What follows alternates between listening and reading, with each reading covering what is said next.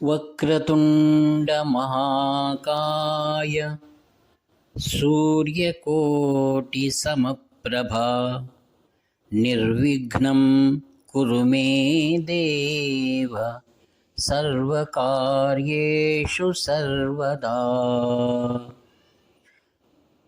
श्रुतिस्मृतिपुराणानाम् आलयं करुणालयं नमामि भगवत्पादं शङ्करं लोकशङ्करम्। कर्मभक्तिज्ञानमार्गप्रचारे बद्धकङ्कणम् अनुग्रहप्रदातारं नमस्ये चित्तशुद्धये। देवे देहे च देशे च भक्त्यारोग्यसुखप्रदं बुधपामदसंसेव्यं तं श्रीजयेन्द्रं नमाम्यहम्।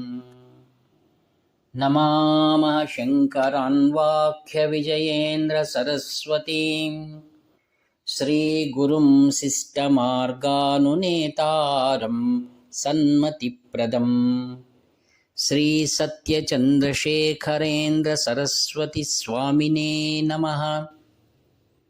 सर्वमङ्गलमाङ्गल्ये शिवे सर्वार्थसाधिके शरण्ये त्र्यम्बके देवी नारायणि नमोऽस्तुते। जय नारायणि नमोऽस्तुते। ప్రేమిత్రులందరికీ కూడా భక్తిపూర్వక వందనాలు. ఆత్మీయులారా, కాంచి కామకోటి పీఠం శంకర ప్రతిష్ఠ అనేక వేల సంవత్సరాలుగా ధర్మ మార్గాన్ని ఏమాత్రం కూడా సంధి చేసుకోకుండా వేదములో చెప్పినటువంటి, శాస్త్రంలో చెప్పబడినటువంటి సమస్తమైనటువంటి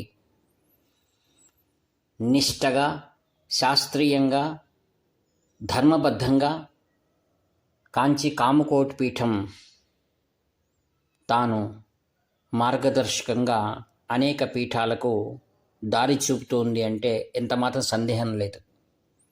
ఎందరో పీఠాధిపతులు కాంచీపురానికి వచ్చి శ్రీవార్ల దర్శనాన్ని చేస్తున్నటువంటిది నేను చూశాను.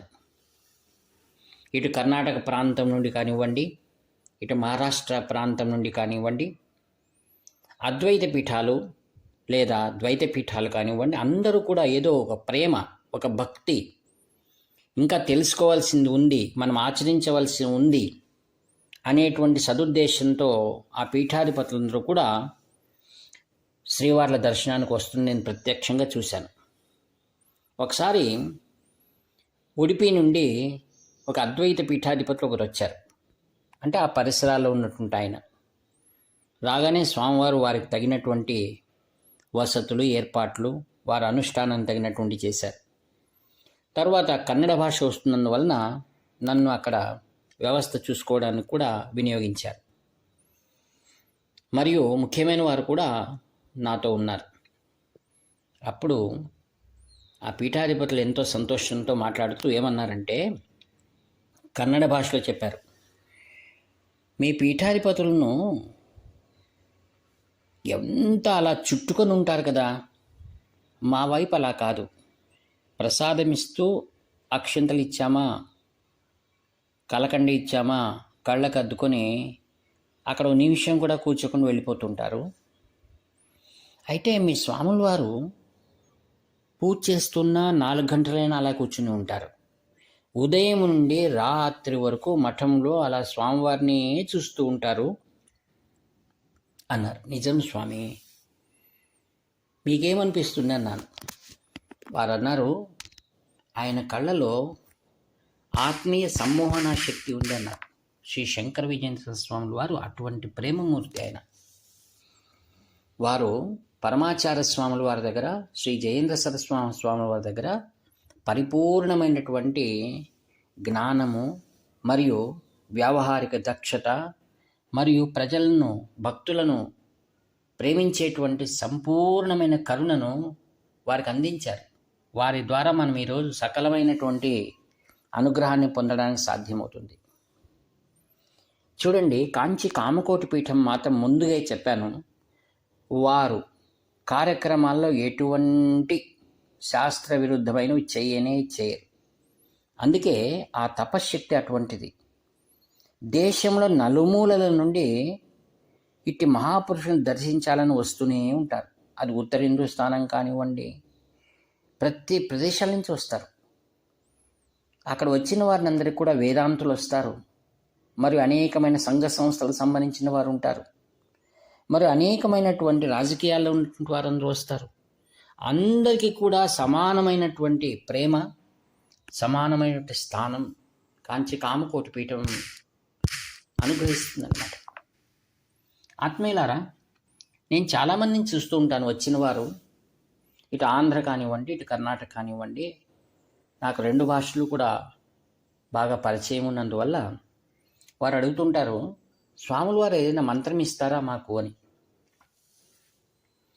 ఏమోనండి, నాకు తెలియదు అంటాను.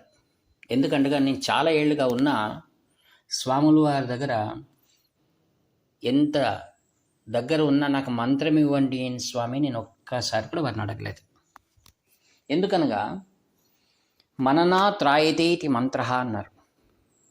మనస్సును పరిశుద్ధం చేసేటువంటిది మంత్రం.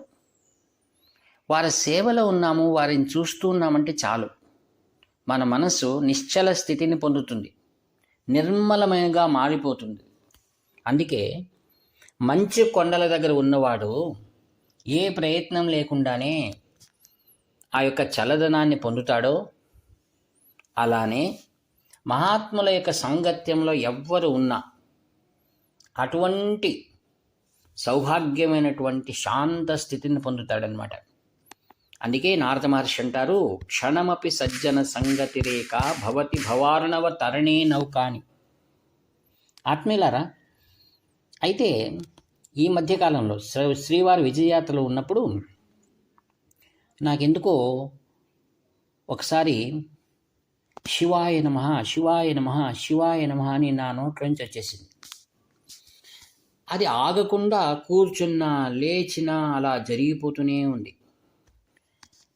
ఏది మాట్లాడాలన్నా శివాయ నమః శివాయ నమః, అవునా శివాయ నమః. ఉపన్యాసంలో కూడా మధ్యలో శివాయ నమః అనేవాడిని. అందరికీ ఇది ఆశ్చర్యం అనిపించింది, చాలా బాగుంది. అందరూ కూడా శివాయ నమః శివాయ నమః అనడం, నన్ను కలిసిన వారందరూ కూడా శివాయ నమః శివాయ నమః అంటుంటారు. అది అలా వ్యాపకమైపోయింది. స్వాములు వారు ఒకసారి తన పరిచారకులతో అడిగారట, ఏమిటినా ఇలా ఏంటి అన్నారట. ఏమో స్వామి, అందరూ ఆయన చూసిన వాళ్ళు శివాయ నమః అంటారు, ఈయన కూడా ఆయన శివాయ నమః అంటున్నారంటే, అవునా ఆహా ఆహా అన్నారు. తర్వాత ఒకసారి ఏం జరిగిందంటే, అప్రయత్నంగా ఒక ఆశ్చర్యమైనటువంటి ఘటన జరిగింది. మహాస్వాములు వారు వైజాగ్ పరిసర ప్రాంతంలో ఉన్నప్పుడు ఒక సముద్ర తీరంలో సముద్ర స్నానానికి వెళ్తున్నారు. ఆ రోజు సముద్రంలో విశేషంగా చేయరండి, ప్రతిరోజు చేయరు, ఒక ప్రత్యేకమైనటువంటి సందర్భంలో మాత్రం చేస్తారు. అక్కడ వారు సముద్ర స్నానానికి వెళ్తున్నప్పుడు వారితో పాటుగా 6 శంకరాచార్యుల వారి భవ్యమైనటువంటి విగ్రహాన్ని కూడా తీసుకెళ్ళారు. అక్కడ చాలా చక్కగా అనేకమైన పవిత్ర నదులతో ఆ యొక్క 6 శంకరాచార్యుల వారికి అభిషేకాదులు పూజలు జరిగాయి.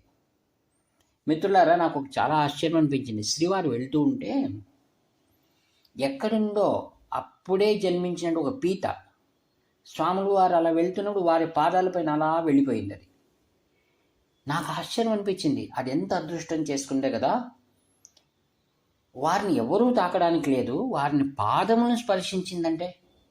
అందుకే అన్నారు అది ఎంత పుణ్యమో, దాని జన్మ ధన్యమైపోయింది అనుకున్నాను. అందుకే అప్పుడే ఆ యొక్క ఇసుకలో నుంచి రావడం, స్వాములు అడుగు పెట్టగానే వారి పాదం పైన అలా కలిసిపోయింది. స్వాములు వారు అలా వెళ్ళిపోతున్నారు అనమాట. అంటే అది చేసుకున్న పుణ్యం కూడా మనం చేసుకోలేదా అనిపిస్తుంది. అందుకే రాములు వారు పడవ ఎక్కినప్పుడు ఆ గుగుడు అంటాడు, అదెంత పుణ్యం చేసుకుందో ఆ పడవ అని. అలానే భక్తి అనేటువంటిది గురువుల నుంచి రావాలి కదా. విషయానికి వస్తాం, సముద్ర స్నానానికి స్వాములు వారు వెళ్తున్నారు కదా. సామాన్యంగా నదీ స్నానం కానీ పవిత్ర స్నానం చేస్తున్నప్పుడు స్వాములు అక్కడ ఉన్నటువంటి పండితులకు అందరికీ కూడా దాన ధర్మాలు చేస్తుంటారు. అంటే వారు తాకరు కానీ సంకల్పం చేసిన తర్వాత పక్కన ఉన్నటువంటి వాళ్ళ ద్వారా ఇస్తూ ఉంటారు. నాకు అటువంటి యోగ్యతను లేదు, నాకు అటు సంకల్పము లేదు, నా కోరికను లేదు. అలా నిల్చుకొని ఉన్నాను. ఆ రోజు ఆశ్చర్యం, శ్రీవారు నా పేరును ఉచ్చరించి నాగభూషణం అన్నారు. నేను ఆ యొక్క ఆశ్చర్యమైన దాని నుంచి బయటికి రాలేక బిగ్గరగా శివాయ నమః అనేసాను. అంతే. ముందుకు వెళ్ళాను. వెళ్తున్నట్టే అక్కడ ఒక 500 రూపాయలు పరిచారకుల ద్వారా నాకు ఇప్పించారు. అప్పుడు స్వాముల వారు ఎప్పుడైతే నేను శివాయ నమః అనేసానో స్వాముల వారు అన్నారు, శివాయ గురవే నమః అన్నారు. అంటే స్వాముల వారు ఆ మంత్రాన్ని అనుగ్రహించేశారు. ఒక్క శివుడేమిటి, ఆయనే గురువు అని శివాయ గురవే నమః అనేశారు. ఆ విధంగా మంత్రం అనేటువంటిది ఆ యొక్క ప్రదేశంలో అందరి సమక్షంలో అనుగ్రహించాడు. అందరూ తీసుకోవాల్సినటువంటిదే మంత్రం అది. ఆ విధంగా ఎవరు కూడా మనకు మంత్రం లేదే అనుకోకండి. ఆ రోజు స్వాములు వారు అనేశారు కదా, శివాయ గురవే నమః. అదే శివాయ గురవే నమః. మరి ఒకసారి ఏం జరిగింది, శ్రీ శంకర విజయ సరస్వాముల వారు విజయయాత్రలో ఉన్నప్పుడు ముక్కామలలో అక్కడ మహాస్వాముల వారు సత్రయాగం చేసినటువంటి ప్రదేశం అది. అక్కడ ఉదయాన్నే ఒక సత్సంగం జరుగుతుంది. పరమ పవిత్రమైనటువంటి పుష్పగిరి పీఠం నుండి ఆచార్యులు వచ్చారు, పీఠాధిపతులు. వారు అక్కడ కూర్చున్నారు పక్కన. స్వాముల వారు ఇటువైపు అలంకరించి ఉన్నారు. స్వాముల వారు ఎందుకు ఆ రోజు జగత్తును అనుగ్రహించాలనుకున్నారో ఏమో తెలియదు, కానీ వారి ద్వారా ఈ మంత్రాన్ని చెప్పించారండి. అందరూ ఒకసారి స్మరించుకోండి. అచ్యుతాయ నమః, అనంతాయ నమః, గోవిందాయ నమః. అచ్యుతాయ నమః, అనంతాయ నమః, గోవిందాయ నమః. అచ్యుతాయ నమః, అనంతాయ నమః, గోవిందాయ నమః. వీరు చెప్పారు, వీరు మనకందరికీ అనుగ్రహించారు, పుష్పగిరి పీఠాధిపతులు. అంటే ప్రత్యక్షంగా నేరుగా ఇవ్వకుండా మరొక గురువుల ద్వారా పుష్పగిరి పీఠాధిపతుల ద్వారా ఇప్పించారు. ఆత్మీయులారా, పుష్పగిరి పీఠం 6 శంకరాచార్యులు వారు అక్కడ శ్రీచక్రాన్ని ప్రతిష్ఠించారండి. కడప దగ్గర ఉంది. వైభవోపేతమైన పీఠం అది. కాంచి కామకోటి పీఠానికి, పుష్పగిరి పీఠానికి అవినాభావమైనటువంటి భక్తి బాంధవ్యం ఉందండి. వారు శ్రీ లక్ష్మీనరసింహస్వామి ఉపాసకులు. వారిరువురు కలిసి, అంటే పీఠాధిపతులు ఈ శంకర విజయ సరస్వాముల వారు, పుష్పగిరి పీఠాధిపతులు కూడా కలిసి శ్రీశైలంలో 2 గోపురాలకు ఒకే మారు ఒక ముహూర్తానికే కుంభాభిషేకం జరిగిందండి. ఆ విధంగా స్వాముల వారికి పుష్పగిరి పీఠం అంటే కూడా చాలా ప్రేమ, అవ్యాజమైన ప్రేమ. వారి ద్వారా పలికించినటువంటి మంత్రం అండి. తర్వాత మరొకసారి శంకర విజయ సరస్వాముల వారు ఈ శ్లోకాన్ని చెప్పించారండి. అచ్యుతానంద గోవింద నామోచ్చారణ భేషజాత్ నశ్యంతి సకలాన్ రోగాన్ సత్యం సత్యం వదామ్యహం. ఆత్మీయులారా, మరొకసారి ప్రత్యక్షంగా నేరుగా స్వాముల వారు నాకు శ్లోకాలు చెప్పించారు. ఎక్కడనగా షోలాపూర్లో భక్త సమూహం కూర్చుంది. స్వాముల వారు సింహాసనం పైన కూర్చున్నారు. నన్ను దగ్గరికి పిలిచి దగ్గర కూర్చో అన్నారు.